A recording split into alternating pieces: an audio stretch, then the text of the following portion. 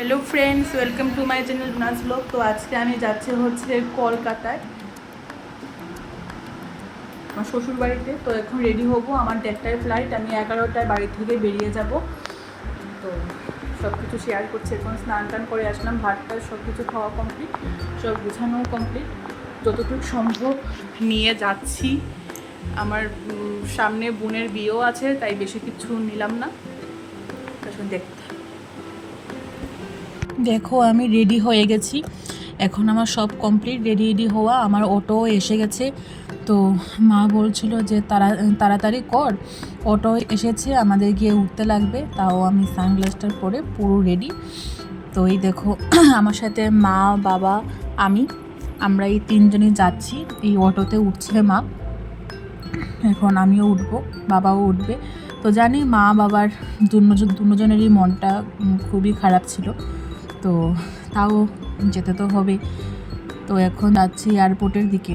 তো সকাল থেকে আমাদের দিকে বৃষ্টি ছিল না, কিন্তু যেই এয়ারপোর্টের কাছাকাছি আসলাম তখনই দেখছি যে মানে প্রচুর বৃষ্টি হচ্ছে। কিন্তু আমাদের সাইডে, আমরা যেখানে থাকি ধলেশ্বর, ওই জায়গাটা একদমই বৃষ্টি নেই।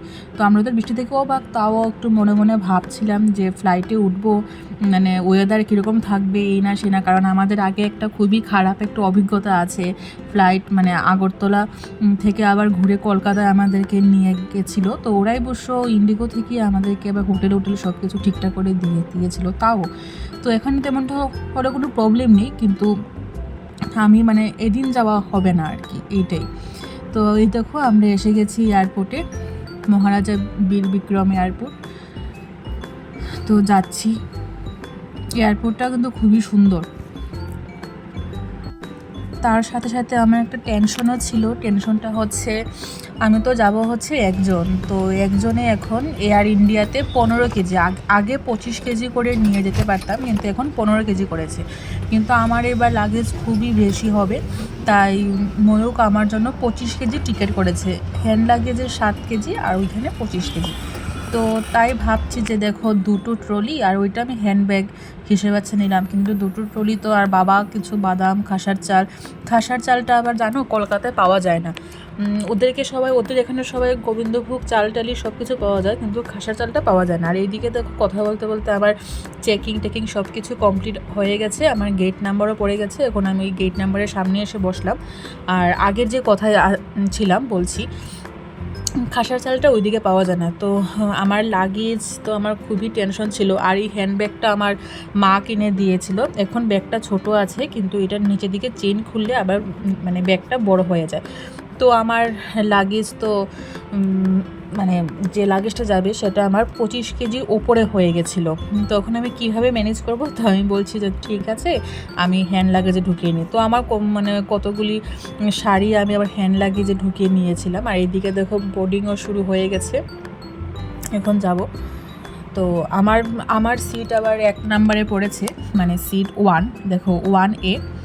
আর এয়ার ইন্ডিয়াতে বা শেষ আরাম সবাই মানে বোর্ডিং শুরু করার সাথে সাথেই সবাই তাড়াহুড়ো করে দাঁড়িয়ে যায়। আমি বলছি নারী সবাই যাক, এরপর আমি যাব, অস্থির ধীরে শান্তিমতে যাওয়া যাবে।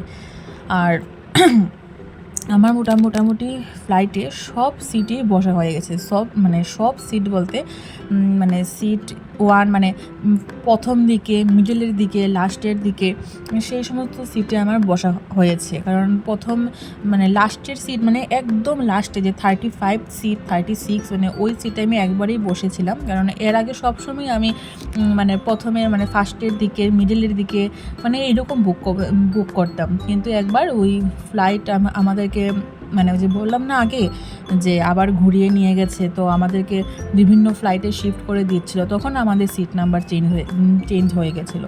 তো দেখো আমি সিট নাম্বার 1-এ বসেছিলাম, কিন্তু সিট নাম্বার 1-এ বসে দেখতে পারলাম যে মানে খাবারের যে ট্রেগুলি থাকে এটা মানে পাশে থাকে, মানে যেখানে আমরা হাত রাখি সেই হ্যান্ডেলের ভিতর থাকে, ওইটা বের করতে হয়। তো আমার সিট 1-এ আমি প্রথমেই বসলাম। আর এদিকে দেখো বাইরে বৃষ্টি হচ্ছিল, তো মানে পা রাখার তো খুব ফ্রিভাবে বসা যায় সিট নাম্বার 1-এ। তো আমার তো সিট নাম্বার 1-এ বসে খুবই মজা লাগছিল। এই দেখো এই যে এই সিটটা বের করা যায়। আর এয়ার ইন্ডিয়াতে যেতে আমার ভীষণ ভালো লাগে, কারণ সবাইকে ফ্রি খাবার দেয়। ফ্রি খাবারের জন্য না, মানে এমনিও ওদের ব্যবহার সব কিছু খুব ভালো। আমার তো মানে আমার কাছে মানে সব থেকে আগে হবে এয়ার ইন্ডিয়া। এদিকে দেখো বৃষ্টি হচ্ছে, এদিকে এখন প্লেন ছাড়ার সময় এসে গেছে। তো যাচ্ছি, বাই বাই ত্রিপুরা, এখন উড়ে যাব এই আর কি। আর 40 মিনিটের মধ্যে আমরা কলকাতা পৌঁছে যাব। আকাশে উঠতে কার না ভালো লাগে। আগে যখন ছোট ছিলাম তো আকাশে যখন পাখিগুলিকে দেখতাম যে পাখিরা আকাশে উঠতে পারছে, তখন নিজেকে মনে হতো যে পাখিরা আকাশে উঠতে পারছে কিন্তু আমি কেন পারছি না। কিন্তু এখন মনে হয় যে না, আমিও তো আকাশে উঠছি। আর এই দেখো মানে ত্রিপুরা থেকে আকাশে উড়েই আমাদের পাখির চোখে মানে ত্রিপুরাকে দেখা, সবুজে ঘেরা ত্রিপুরা। ত্রিপুরা সত্যি খুব সুন্দর, সবুজে ঘেরা ত্রিপুরা। এই হচ্ছে আমার মনে হচ্ছে এটা আমাদের আগরতলা শহর, সেটাই হবে। আর আমার খুবই ভালো লাগে। তো নিজেকে মানে পাখি হয়ে না উঠতে পারলেও মানে পাখির চোখে তো আমরা সব কিছু দেখতে পাচ্ছি, তো আমার কাছে এটাই অনেক। আর এখন দেখো আমাদের খাবার দেওয়ার সময় এসে গেছে। তো এয়ার ইন্ডিয়াতে দেখলাম মানে আমাদের আর কিছু করতে হয় না, সব কিছু এয়ার হোস্টেজরাই করে। তো দেখো না, এই মানে খাবারের প্লেটটা বের করা হতে সব কিছু ওরাই করে দেয়, মানে কারোর কোনো প্রবলেম হয় না। তো আমার এই জন্যই বলি আমার air India is the best, কারণ আমার কাছে আমার ব্যক্তিগতভাবে। তো আমার আর কি কাজ। আর আরেকটা ইন্টারেস্টিং ঘটনা তোমরা লক্ষ্য করেছো কি না জানি না, পরে আমি ভিডিওতে ক্লিয়ার করে দেব। এই প্লেনের ভিতর একটা মাছি, এটা হয়তো বা আগরতলা থেকে উঠেছে। আমার এত হাসি পাচ্ছিল এই মাছিটাকে দেখে, মানে প্লেনের ভেতর মাছি, মানে ভাবতে পারছো তোমরা, মানে সেটা আগরতলা থেকে মানে ত্রিপুরা থেকে উঠে সোজা কলকাতায় চলে যাবে। আর এই দেখো এয়ার ইন্ডিয়াতে খাবার খুবই ভালো দেয়, মানে যখন যাবে সেরকম খাবার দেবে। বিকেলবেলা গেলে, আমি একবার রাতে গেছিলাম, তখন একটু মানে মানে সব কিছু ভেজ দেয় যাতে মানে কারুর খেতে কোনো প্রবলেম হয় না। আর বিশ্বাস করো এই মাদার ডায়েরির আম দইটা এত ভালো, মানে এত ভালো কি বলবো, খুব টেস্টি ছিল। আমি ভাবলাম যে আমি এটা ময়ূকের জন্য আনবো, কিন্তু আমার ব্যাগে একদম জায়গা নেই, তাই আমি আনতে পারিনি। ওকে বলেছি জানো এটা কিন্তু খাবে একদিন, ও বলছে ঠিক আছে একদিন আনবো। আর এই দেখো আমি যখনই মানে আসি প্লেনে করে, আমি এই নদীটা দেখতে পাই। যখনই দেখবে মানে ত্রিপুরা থেকে কলকাতা আসার সময় যে প্রচুর নদী, তখনই বুঝবে যে আমরা আমাদের প্রিয় বাংলাদেশের উপরে আছি। তো এই নদীটাকে দেখে আমার মনে হচ্ছে সম্ভবত এটা পদ্মা নদী, কারণ দেখো মানে ওপর থেকে নদীটাকে এইটুকু দেখা যাচ্ছে, মানে বুঝতে পারছো নদীটার সামনে থেকে কি বিশাল আকার হবে। আর অনেকগুলি নদী আছে দেখো, বিভিন্ন শাখা নদী সব কিছু এই পদ্মা নদীর মাঝখানে এসে মিলছিল। মানে আমরা তো মানে ত্রিপুরায় তো আমরা নদী দেখি মানে কি নদী সোজা যায়, হ্যাঁ আঁকাবাঁকা যায়, মানে তাও ওই রকম আঁকাবাঁকা না। আর এই দেখো মাছিটা, আমি এটাকে এখন ক্যামেরায় বন্দি করতে পেরেছি। এই দেখো মাছি, ও তো ফ্রিভাবে মানে ও তো ফ্রিতে যাবে, আর আমাদের তো কত টাকা লাগে, 4-5 হাজার টাকার মতো লেগে যায় যেতে। আর এই দেখো পদ্মা নদী, মানে নদীটা আসছে কিন্তু প্রচুর শাখা নদী গিয়ে এই নদীটার মধ্যে মিশছিল। আর শাখা নদীগুলো কিন্তু একদম ছোট না, অনেক বড়ই ছিল। তো আমি এবার খুব ভালোভাবে দেখলাম যে না, এটাই মনে হচ্ছে পদ্মা নদী। আকাশে যখন প্রচুর মেঘ থাকে, আমার বিশ্বাস করো তখনই আমার মানে প্লেন চড়ার মজাটা আরও দ্বিগুণ হয়ে যায়, কারণ এত সুন্দর দৃশ্য। আমরা যখন টিভিতে দেখি মহাদেব গৌরী একসাথে বসে আছে, মনে হয় যে এইরকমই তো ওরা টিভিতে দেখায় যে মানে বিভিন্ন সাদা পাহাড়, মানে বরফের পাহাড়, এইরকমই দেখতে লাগে। তো আমার তখন শুধু মহাদেব গৌরী সবার কথা মনে পড়ে যায়, মানে সমস্ত ঠাকুরের কথা। আমার তো মনে হয় যে এইখানেই মনে ঠাকুর আছে, এইখানে হয়তো বা ঠাকুর থাকবে, এইরকম আমার মনে হয়। আর দেখো এখন চলে আসলাম কলকাতায়, এখন ল্যান্ড করেছি। আর এই দেখো কলকাতা মানে এয়ারপোর্টে ল্যান্ড করার সাথে সাথেই কত নানান ধরনের প্লেন, মানে বিভিন্ন রকমের প্লেন। আমরা তো গঠবান্ধায় এক প্লেনই দেখি, এখানে বিভিন্ন সুন্দর সুন্দর ডিজাইনের প্লেন দেখা যায়। তো আমার তো খুবই ভালো লাগে।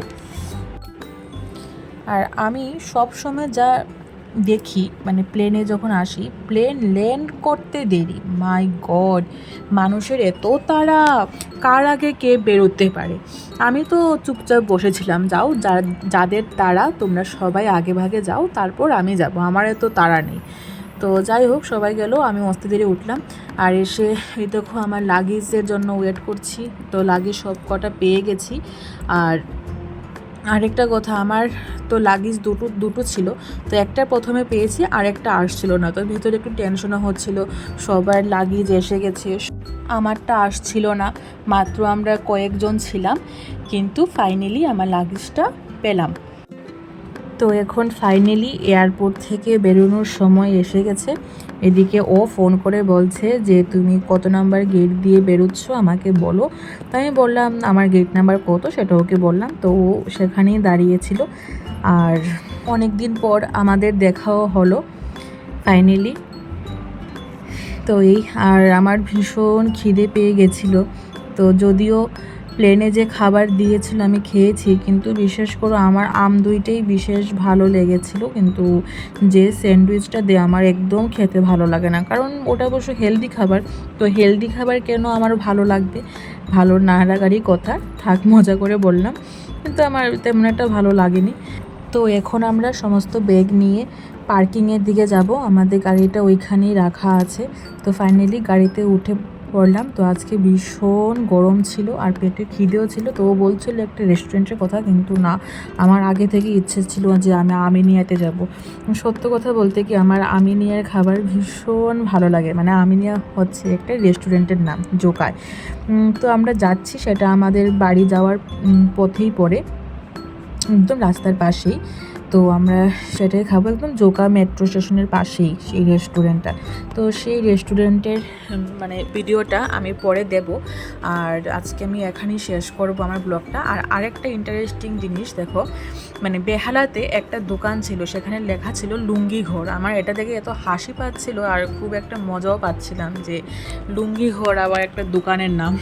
মানে যাই হোক, আমার তো যা দেখি তাতেই আমার একটু খুব মজা পেয়ে যায়, তাই বললাম। তো আর কিছুক্ষণ পরেই আমরা রেস্টুরেন্টে যাব, তো গিয়ে খাওয়া দাওয়া করব। আর রেস্টুরেন্টের ব্লগটা আমার নেক্সট ভিডিওতে আসবে। Thank you, bye bye, tata.